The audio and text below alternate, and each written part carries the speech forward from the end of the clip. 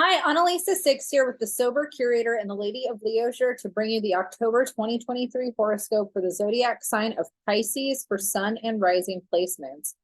Hi, Pisces. How are you? Welcome to Libra season. It's October.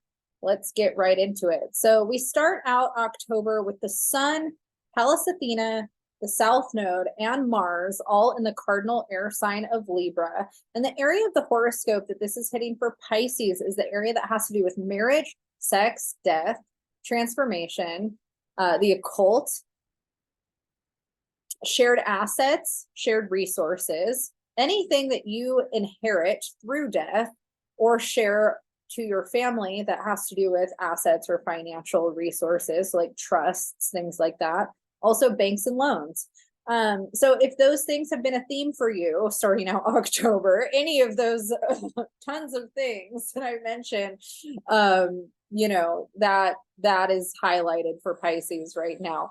Mars in the South Node here can bring some turbulence when it comes to taxes or loans or finances. Also, Mars passing through here can bring up a lot of turbulence in a marriage. So if you've been going through some turbulence in your marriage or in even your partnership, if you live with somebody that you're in a relationship with where you share resources, things like that, and there's been some conflict, Mars passing through this area can kick a lot of that dust up. So if that's something happening for you, I'm sorry that you're going through that.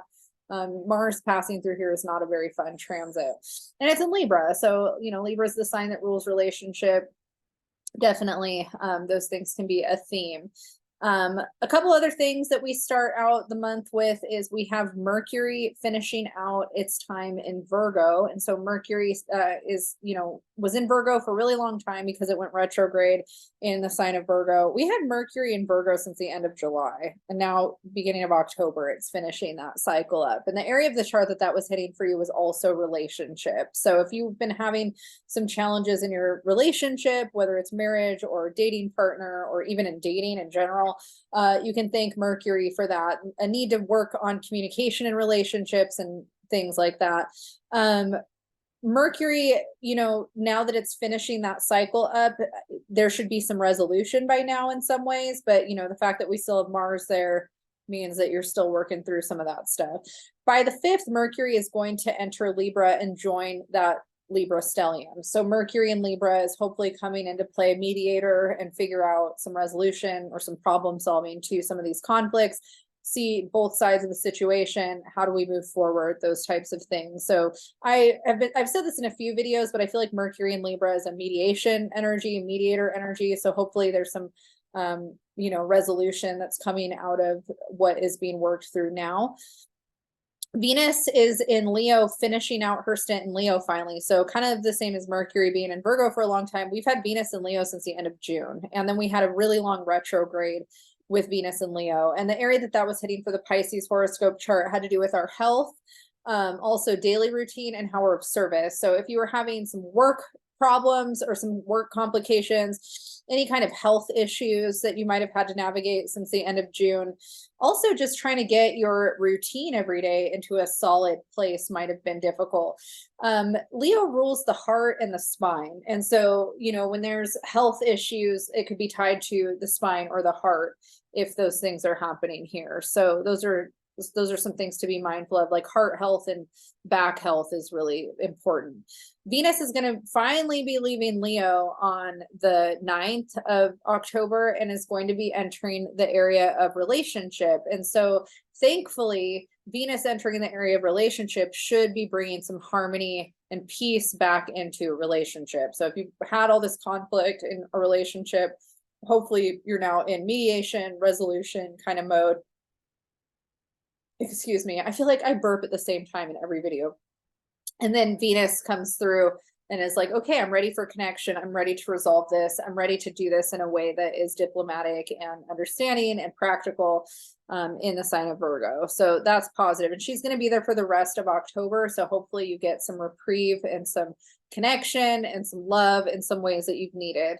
Mars is going to leave Libra, thankfully, and get out of your marriage house and move on And out of that shared assets resource house, thank God, Mars is going to move on and enter its home sign of Scorpio on the 12th. And so the area of the chart that's hitting for the Pisces horoscope is the area that has to do with our values and belief systems, higher education, long distance travel, studying other cultures, publishing. So if we are in the publishing world, or if we're writers or we're working on something, publishing comes up here. Also the law, legal kind of situations come up here. And Mars, even though it's in its home sign of Scorpio, where it does best, Mars still, wherever it's transiting, can bring up a little bit of conflict and turbulence wherever it's passing through, as we know, where it's been hitting your relationship area. So it's already not super comfortable. So again, you might be in a position where you're questioning values and belief systems.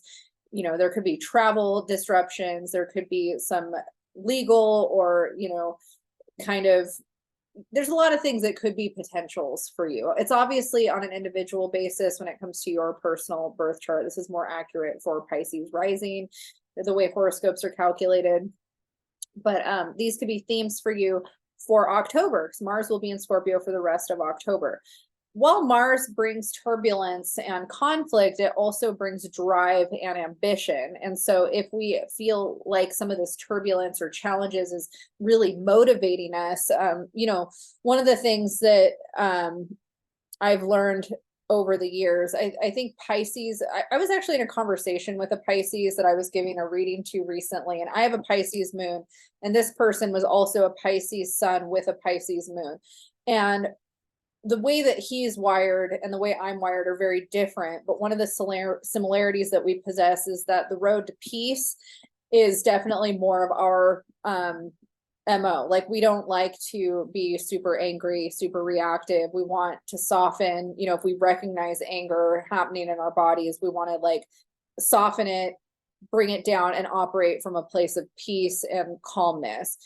And one of the things I feel like I've been taught by my Aries husband, who has a Scorpio moon, and a lot of my Scorpio dominant friends and people in my life, and Aries dominant people, is how anger can be a catalyst. It can be a really positive energy to use if it's being used in the right ways, where we can advocate for ourselves, we can get a lot done, we can use the momentum of that energy to be really successful, or to channel it into art or creativity in a way that is really constructive. And we can use that anger to get motivated and inspired to not basically let ourselves get too beaten down by life or things like that. And it's an interesting perspective, because I think that there's a way that I transmute, or have in the past transmuted, anger into softness that does the same thing for me. I don't necessarily need to be somebody that operates from that kind of reactivity, but I have found that it's really positive for me sometimes to let myself feel anger more overtly, or be angry more overtly, because I think at times I'll think I'm letting it go or softening it, and it actually ends up turning into a repressed feeling. And sometimes in the moment, I don't realize I'm repressing it. I think that I'm transmuting it. And so I think that that's something with Mars and Scorpio, we can figure out how to transmute some of these like lower vibe energies into positive outcomes, or we can end up just operating from a really reactive place that's really destructive if we don't have that higher mind about it. So I think that those are things to think about while Mars is in Scorpio, and where it's transiting for you when it comes to your values and your belief systems. Let's see what's coming up next. So Mercury is going to join that Scorpio party with Mars. And the area of the chart that it's hitting is interesting, because we can be really dominating or controlling with our language, especially about what we think or we believe, when it's in an area like where it's hitting for the Pisces horoscope. So again, you might need to be really mindful with how you share your truth. Your truth is not everybody else's truth. Just because it's your truth doesn't mean it's somebody else's truth, Pisces.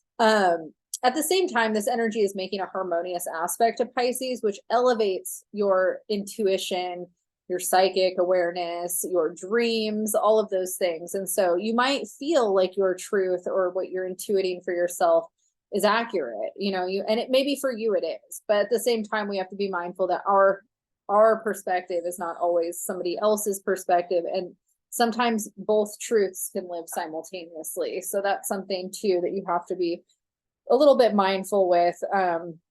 This is a great time for spiritual work. So if you're one of those Pisces people that really enjoys meditation, transcendental meditation, lucid dreaming, astral projection, if you're interested in exploring any of those things, dream work, all of that kind of stuff is supported during this time. Do be mindful, though, with the fact that Mars is in this area of the chart, to be careful with who you surround yourself when you're doing it. And if you are buying into ideologies that a guru is pushing on you, you could be easily swindled or manipulated. So, and vice versa, you could easily swindle or manipulate. So those are things to be cautious and mindful of.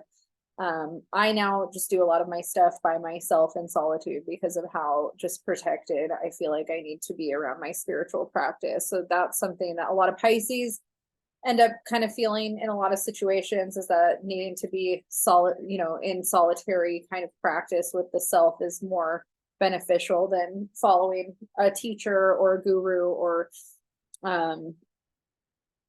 just any kind of leader in that way. While it's good to be open to other education perspectives, it's also important to be skeptical and mindful with what we absorb, right? The sun is going to enter Pisces on the 24th. I'm sorry, enter Scorpio on the 24th. So we'll be in Scorpio season then, and we'll have Mercury, Mars, and the sun all kind of lighting up that area of the chart. So again, spiritual work and art, I should say, like art, surrounding yourself with art and doing artistic things is also really positive for you as well. October 14th, we're going to have a solar eclipse at 21 degrees of Libra. And so again, that's going to hit that area of the chart that has to do with shared assets and resources. So there might be some new information or breakthroughs that happen when it comes to your marriage or any kind of inheritance stuff, shared assets, resources, that kind of stuff, estates, things like that. October 28th, there's going to be a lunar eclipse at 5 degrees of Taurus, and the area that that's hitting for the Pisces horoscope is going to be in the area that has to do with communication. And so again, I was kind of talking about the different ways that, we can use anger to advocate for self and kind of, use it as a catalyst, but then it also has its downside where it can be manipulative or controlling or deceptive. And so this full moon is hitting in that area of communication in Taurus, and Taurus has really slow practical communication.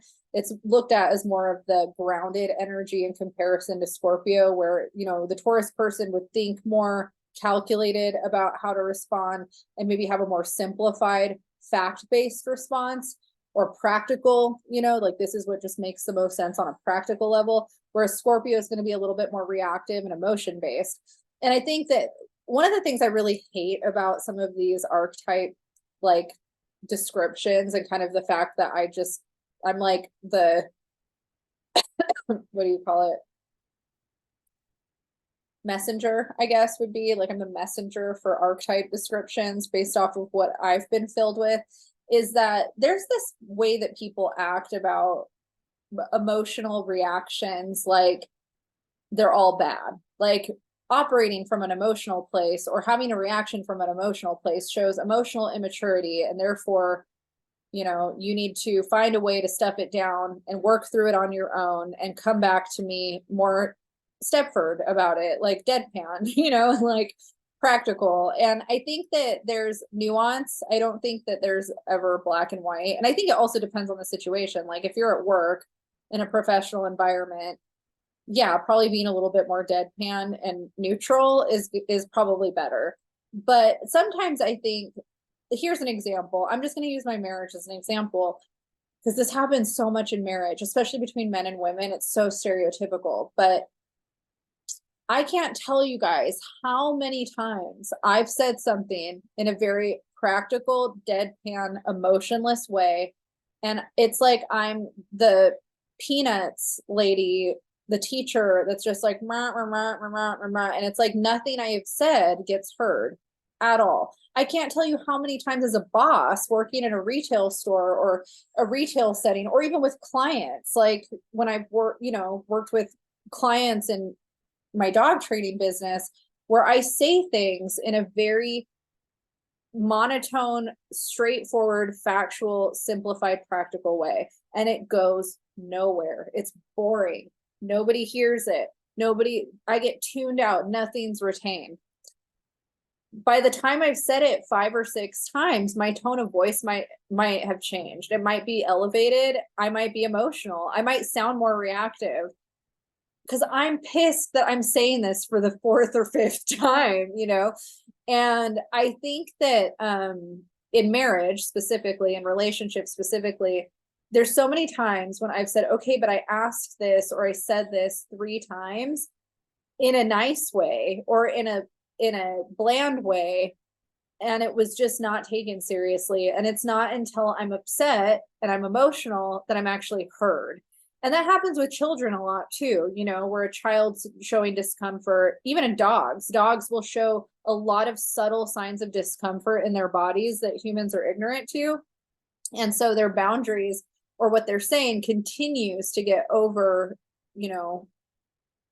not listened to, or not taken seriously. And then that dog or that child has some big outburst or some reaction because it's the only way that it gets acknowledged. And so humans are really similar. Like if one way isn't working, we might find different ways to get that need met. And I think that when we're learning about communication dynamics, it's important that we tell people, if you want me to have a less emotional or less reactive communication, I need to be taken seriously the first time that I say something in a calm manner, because you're not going to get a calm person by the 4th, 5th, 6th, 7th time that I've said it, So there's value to emotion. There's value to having emotion in our communication. There's value to reactions. And in those moments when we're not getting heard, our boundaries aren't getting heard, what gets us heard? Emotion, emotional reactions. So to have this belief system that if we're all just calm and not reactive and not emotional, things are going to really hit the heart or hit home. Like there's a reason why there's Stepford Wife movies and robot movies and all that kind of stuff. There's a reason why punk rock was a movement of angry fucking people, because the 50s, like deadpan thing, like it doesn't work. We're emotional people. And I'm speaking to Pisces, who's one of the most emotion-based frequencies out of the zodiac. And I have a Pisces moon, like we need to be connected with on a deeper level. And Scorpio is water, it's emotion based. And Scorpio is known to have sometimes too intense of reactions.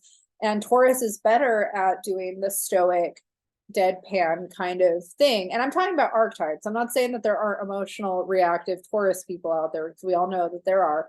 But I'm just saying that that's what the archetypes kind of value, right? There's a need for balance. I think that having a calm disposition and being able to have a calm, logical, fact-based, practical conversation is incredibly valuable and important, especially when you're talking about feelings. But is it always going to get you what you need in certain situations? No. So knowing how to be in touch with your reaction and knowing how to be in touch with your emotions and knowing how to express those feelings and knowing that it's okay to express those feelings is important. And I don't feel like I necessarily need to tell Pisces the value of that importance, because you already know you're a Pisces. But it's important to find that balance. And the full moon on that date, on the 28th, is going to bring a lot of that up to surface.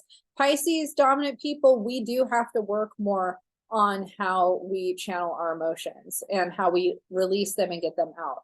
I cry a lot. I'm like the whole sad girl archetype. I've talked about it before. Like that is me. I never really got it or identified with it when I heard of it in reality. And then I realized like, no, that's totally me. I'm a Leo, so I want to identify more with the happy, joy, sunshine, rainbow, like in my own world, kind of thing. Pisces too, very much in my own world, sunshine, rainbows, but I'm still like a very emotional person. And so, it's okay to cry. It's okay to be emotional. Doesn't mean that you need to make everyone else deal with it though, right? So that's also kind of part of the lesson, is how do you get those emotional needs met and do it in a way that is constructive for you and the people around you, and learn grounded communication tactics within that. Anyways, that's my tangent. I think that's a good place to leave you in Pisces. If you want a deeper synopsis on the month of October, you can go to the beginning of this playlist and watch the October astrology forecast, where I go into each transit of each week more in depth. You can find me at thesobercurator.com, theladyofleisure.com. I just basically repost these videos. I haven't been blogging too much outside of these horoscope videos, but hopefully I'll start doing more stuff. I have goals to do more things at some point. And yeah, feel free to hit the like, subscribe if you enjoyed this video. Let me know in the comments how the Venus retrograde cycle was for you. So it was pretty intense, and I'm curious how everybody's doing. But I will hopefully see you all next month, and I hope you have a great October.